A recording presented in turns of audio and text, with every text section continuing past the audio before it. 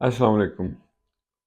मेरे अंदर का पांचवा मौसम किसने देखा, किसने जाना है। ये बेदल हैदरी की नज़म का एक बड़ा खूबसूरत शेर।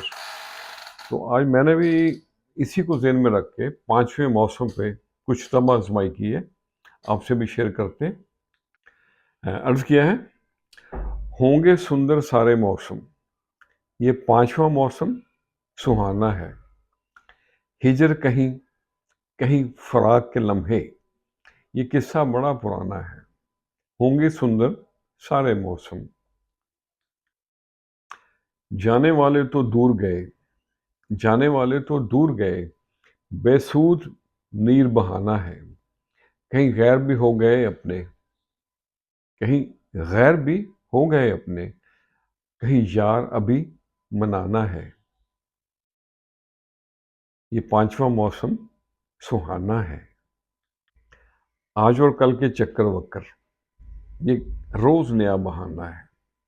जेरे लब मुस्कान के साथ, जेरे लब मुस्कान के साथ दिल का जख्म छुपाना है। होंगे सुंदर सारे मौसम, ये पांचवा मौसम सुहाना है। और पांचवें मौसम में साथ जो दे, पांचवें मौसम में साथ जो दे, अपना वो बेगाना है। न्याज के मन में क्या छुपा है, न्याज के मन में क्या छुपा है, ना समझा कोई ना जाना है। होंगे सुंदर सारे मौसम, ये पांचवा मौसम सुहाना है।